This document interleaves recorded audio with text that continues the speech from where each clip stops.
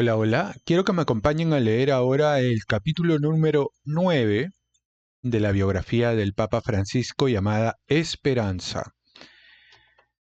Ya hemos visto varios detalles, la relación que tuvo Jorge Mario Bergoglio con el fútbol, la relación que tuvo con el arte, con la música, y anteriormente hemos visto cómo se relacionaba con su propia familia directamente, quienes vinieron desde Italia. Así que ahora vamos a descubrir qué nos depara el capítulo número 9 en torno a la vida del Papa Francisco, quien ha fallecido hace apenas unos días. Los días pasan volando, se llama este capítulo. Mis hermanos y yo siempre habíamos ido a la escuela pública, pero después del último embarazo, el estado de salud de mi madre exigió hacerle más llevaderas las tareas domésticas, así que en 1949, los tres mayores fuimos internados a un colegio. A Oscar y a mí, el padre Pozzoli nos consiguió una plaza en el Colegio Salesiano Wilfrid Barón de Los Ángeles, en Ramos Mejía, una localidad del área metropolitana de Buenos Aires donde cursé sexto. La vida del colegio era un todo. Te sumergías en una única trama y los días pasaban volando sin tiempo de aburrirse. Me sentía sumido en un mundo que, a pesar de haber sido preparado artificialmente y con finalidad pedagógica, no tenía nada de artificioso. Desayunábamos, asistíamos a misa y a clase, jugábamos en el recreo y estudiábamos todo de manera natural, sin interrupciones. Los diferentes aspectos de la vida no se vivían en compartimentos estancos, sino que formaban parte de una única experiencia formativa. El colegio formaba en una cultura católica en absoluto mojigata ni desorientada. Infundió en mí una conciencia no solo moral y cristiana, sino humana, social, lúdica y artística. El estudio, los valores de la convivencia, el cuidado de los más necesitados, de los que estaban peor. Recuerdo que fue allí donde aprendí a privarme de algo para dárselo a quienes eran más pobres que yo. El deporte, la competición, todo era real y contribuía a forjar costumbres, unas costumbres cuyo conjunto plasmaba una manera de ser. Vivíamos totalmente inmersos en ese mundo que, no obstante, estaba abierto a la trascendencia del resto del mundo, y tratábamos de darle un sentido a todo lo que hacíamos. Nada se presentaba como algo carente de sentido, por lo menos en su orden fundamental, aunque desde luego había gestos de impaciencia por parte de algún docente o pequeñas injusticias cotidianas o alguna que otra pelea entre los chicos. No quiero caer en la psicología del exalumno, adoptar una actitud nostálgica o proustiana, cuya memoria selecciona lo del color de rosa y niega los aspectos más limitados o las carencias. El colegio tenía sus fallos, por supuesto, pero la estructura educativa no. Y si mal no recuerdo, una verdad nunca era negociable. El caso más típico era el del pecado. El sentido del pecado forma parte de la cultura católica, y allí, en el colegio, lo que traía de casa se reforzó, tomó cuerpo. Aunque uno se hiciera el rebelde o el ateo en su fuero interno, llevaba grabado el sentido del pecado, una verdad que no podía adaptarse para hacerlo todo más fácil. La peor mentira, la más grande y peligrosa, es la verdad menos uno, sostenía Lanza del Basto, un personaje poliédrico que fue escritor, filósofo, pensador cristiano y activista de la no violencia contra la guerra y el armamento nuclear. Un artesano de la paz. No la verdad, sino la apariencia resultante de su negociación, su distorsión cómica o dramática, una actitud que convierte en verosímil lo falso, en aceptable el error, que convierte al inepto en arrogante, en sabio el ignorante, en poderoso el incapaz.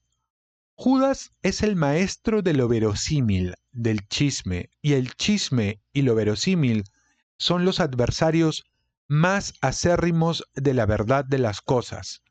Las habladurías y la calumnia siempre tienen algo de demoníaco. Y aquí está una foto de colegio en donde aparece el Jorge Mario Bergoglio cuando era niño. Estoy tratando de ubicarlo porque no lo ubico así a primera vista tal cual, ¿no? En el colegio Wilfrid Barón. Soy el cuarto por la izquierda, de pie en la segunda fila. En la segunda fila. A ver. El cuarto por la izquierda. 1, 2, 3, 4. Ajá, este. Aquí no se parece mucho. Por las orejitas tal vez. Pero estaba bien flaquito. En el colegio aprendí casi sin darme cuenta a buscar un sentido a las cosas, a buscar la verdad. Y aprendí a estudiar. Las horas de estudio en silencio forjaban la costumbre de la concentración y un notable dominio de la dispersión. Aprendí un método de estudio del que antes carecía e incluso reglas mnemotécnicas. Pero también existía el juego, jugábamos mucho. El deporte era un aspecto fundamental de aquella experiencia y tanto en el estudio como en el deporte la competición adquiría una dimensión de cierta importancia. Nos enseñaban a competir bien, a jugar limpio. Con los años he tenido la ocasión de oír algunas críticas contra el aspecto competitivo de la existencia, pero curiosamente casi siempre provenían de cristianos que sostenían haberse liberado de su carácter pedagógico y que, sin embargo, en la vida cotidiana se desvivían por el dinero o por el poder de manera muy poco cristiana. Una dimensión que fue en aumento en los años siguientes al que transcurrí en el colegio fue mi capacidad para sentir y me di cuenta de que la semilla había sido plantada precisamente a lo largo del año del internado. En Ramos Mejía me educaron en el sentimiento. No me refiero al sentimentalismo, sino al sentimiento como valor del corazón. No tener miedo de sentir y de admitir los propios sentimientos ante uno mismo. La formación en la piedad también era otra dimensión clave. Una piedad viril, adecuada a nuestra edad, y estrechamente unido al amor y al sentimiento estaba el amor por la pureza. Este tema suele ser objeto de gran incomprensión. No sé qué les pasó a otros, ni qué pasó en otros colegios o en otros cursos, pero a mí me enseñaron a amar la pureza sin ningún tipo de condicionamiento obsesivo. Mi colegio carecía de la obsesión por el aspecto sexual, que sí constataría más tarde en ciertos educadores o psicólogos que hacían ostentación de su permisividad, pero que en el fondo interpretaban cualquier comportamiento en una clave freudiana que veía el sexo por todas partes. Luego estaba la hora de las buenas noches, una actividad reservada al director, el padre Emilio Cantarutti, aunque a veces también corría a cargo del inspector el padre Miguel Raspanti. Me acuerdo muy bien de una noche de octubre de 1949 en la que el padre Raspanti acababa de volver de Córdoba porque su madre había fallecido. La noche en que nos habló de la muerte. Ahora que han pasado muchos años me doy cuenta de que aquella breve reflexión ha sido a lo largo de toda la vida mi punto de referencia sobre el tema. Aquella noche, sin miedo, sentí que un día moriría y me pareció lo más natural del mundo.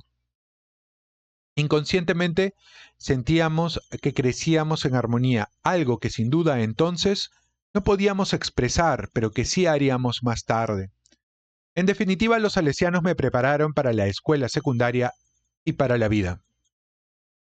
Me vuelve a la cabeza un episodio relativo a aquel año en el colegio en Ramos Mejía que puede parecer insignificante, pero que para mí no lo fue en absoluto. Un día le presté la bicicleta a un compañero y él me la rompió. Le dije que tenía que repararla y él lo hizo. Lo pagó su madre, sin duda, a fuerzas de sacrificios, porque no era una familia acomodada. El sentimiento de culpa me ha acompañado a lo largo de los años, muchos años. Sentía que había sido injusto, que mi gesto carecía de generosidad, y ese sentimiento no me abandonó durante mucho tiempo. No volví a ver, no volví a ver a ese chico, hasta que muchos años después, en 2009, cuando yo ya era cardenal, una jueza de Buenos Aires, coetánea mía, me visitó para decirme que habían encontrado un documento que revelaba un riesgo verosímil de atentado contra mi persona y que, en consecuencia, debían someterme a vigilancia y ponerme una escolta. Traté de oponerme, pero la jueza fue inflexible, formaba parte de sus responsabilidades, me dijo. Añadió que debía ponerme un chaleco antibalas, pero sobre ese punto no transigí, ni hablar. La situación se prolongó 3 meses. Los primeros días, los agentes de la escolta se mantenían a distancia, pero luego se dieron cuenta de que yo quería vivir aquella experiencia de la manera más normal posible, con sencillez, y empezamos a charlar de todo un poco. Un día mencioné que había ido al colegio en Ramos Mejía. Mi padre también, replicó uno de los chicos de la escolta. ¿Cómo te llamas?, le pregunté. Peña, respondió. ¿Tu padre se llama José Valentín? Sí. Era el, era el hijo del chico de la bicicleta. Le pedí el número de teléfono de su padre. Lo llamé. Y por fin me disculpé. Entonces, el remordimiento que me había acompañado a lo largo de 59 años me dejó en paz. Una vez alguien me preguntó cuándo acababa la infancia, cuándo se deja de ser niño. Creo que sé cuándo terminó la mía. Había concluido los estudios de primaria en el colegio, corría el verano de 1950, tenía casi 14 años. Mi padre me llamó y me dijo, ahora que te esperan 3 meses de vacaciones irás con los abuelos, como siempre. Pero no los 3, sino solo un mes. Los otros 2 trabajarás. De alguna manera ese día sentí que el tiempo de la infancia había acabado y se abría otra fase. Viví plenamente mi infancia, por eso no la echo de menos. Si algo añoro es, como mucho, el tiempo para corregir algo de mi infancia que me habría gustado hacer de otra manera. Había echado una mano en la tienda de los abuelos desde que tenía 10 años, pero más que nada curioseaba el almacén y birlaba algún caramelo. Era una tienda que fiaba a la clientela. Los encargos se apuntaban en un cuaderno. Se entregaba la mercancía y los clientes pagaban a fin de mes. Era el trabajo de los abuelos, pero para mí en el fondo no era más que un juego. Ahora las cosas se ponían serias.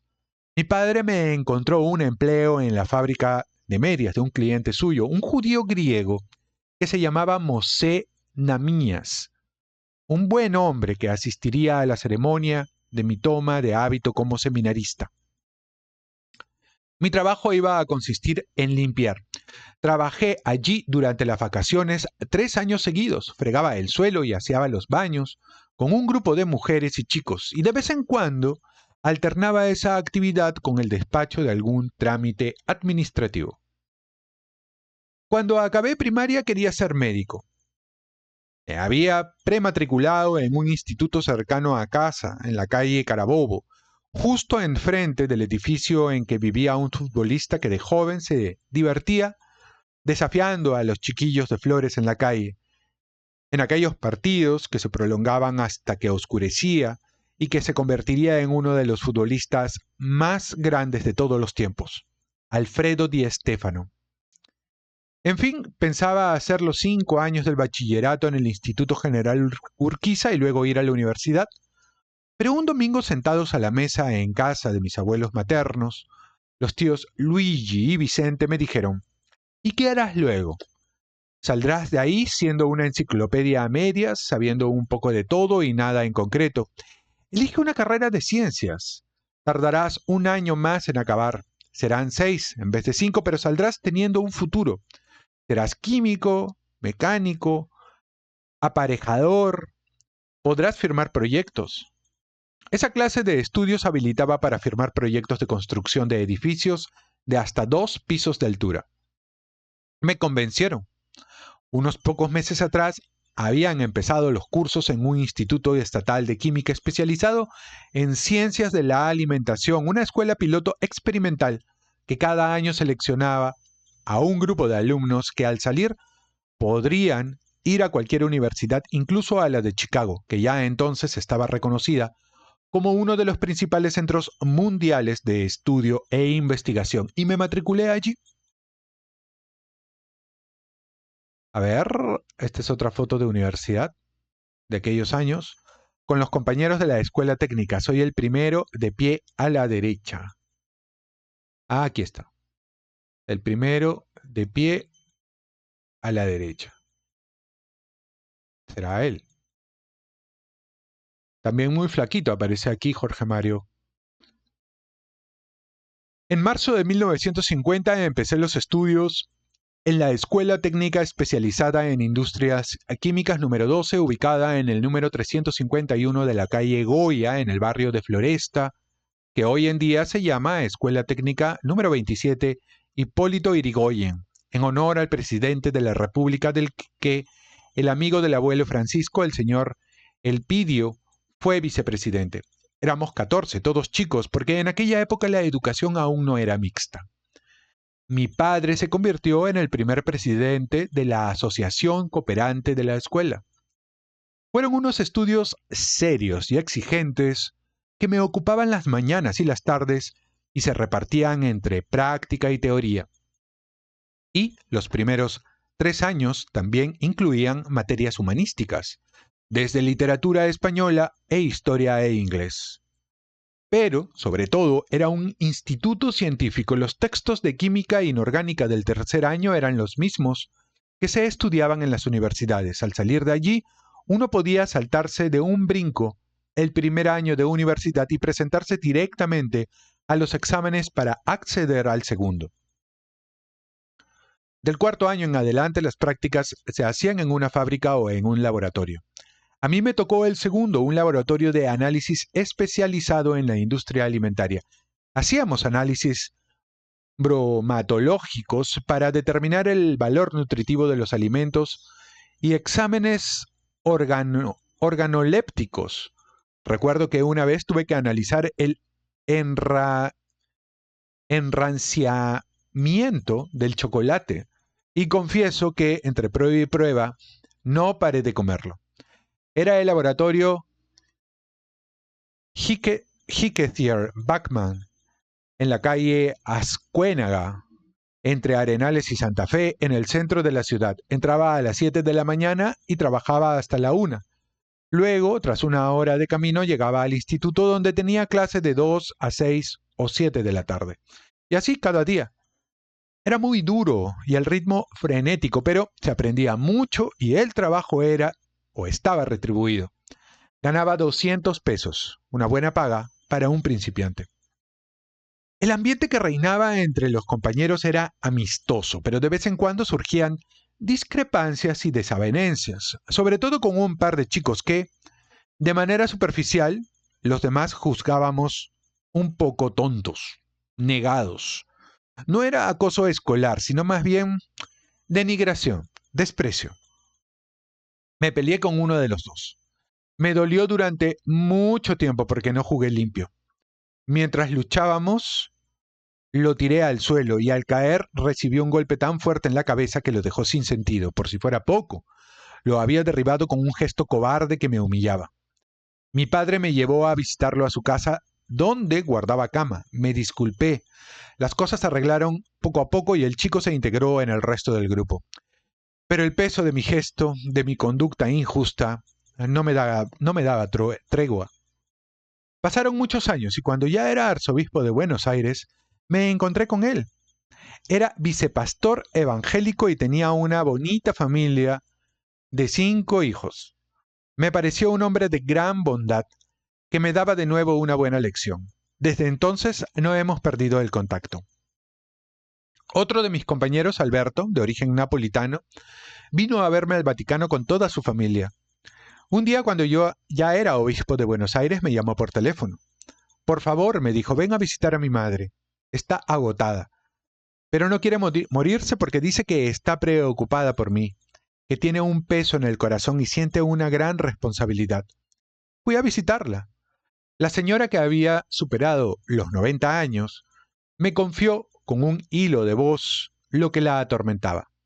Quédese tranquila, señora. Su hijo está bien, le dije. ¿Puedo irme ahora? Sí, señora. Y al día siguiente, con el corazón en paz, la madre de Alberto murió. 4 de aquella clase seguimos vivos, y al cabo de 65 años aún estamos en contacto.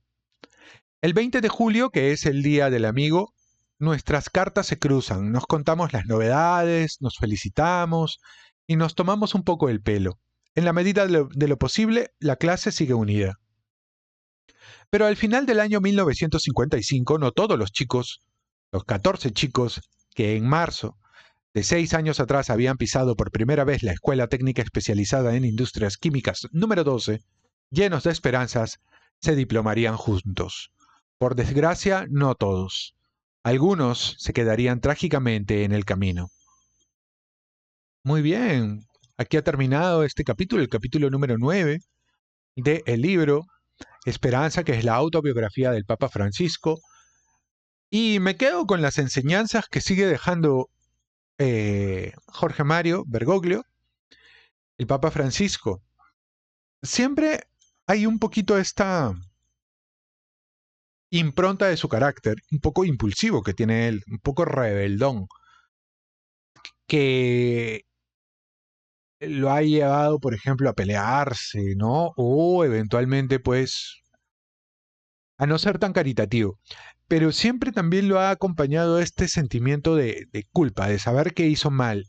Y más tarde o más temprano ha tratado de arreglar las cosas. Y yo creo de que eso es probablemente algo con lo que nos debemos de quedar, porque no se trata de ser perfectos, porque nunca vamos a ser perfectos, sino más bien se trata de tratar de enmendar el paso y tratar de arreglar las cosas en la medida de lo posible. Creo que eso es probablemente una de las enseñanzas que nos deja, por ejemplo, en este capítulo, ¿no? El Papa Francisco, en donde nos va contando los momentos en donde pasa pues por la universidad, bueno, todavía no la universidad, no, digamos, por sus estudios secundarios en todo caso, ¿no? Primarios y secundarios. ¿En qué momento siente que cambia de fase cuando deja de ser niño para convertirse en adolescente? La importancia que ha tenido la formación y la educación en él. Eso me parece una de las cosas más interesantes, ¿no? Son pequeños detalles que usualmente se pasaban por alto. Muy bien, déjenme sus comentarios. Muy importante el tema de los comentarios y el tema de los likes para ayudar a que este contenido llegue a más personas. Y obviamente, si está en la medida de sus posibilidades, colaborar también con el canal a través de un super gracias de repente. Que sería o que ayudaría mucho también a compartir este tipo de contenido. Muy bien, quiero saber qué es lo que opinan ustedes. Nos vemos en el siguiente video. Chau, chau.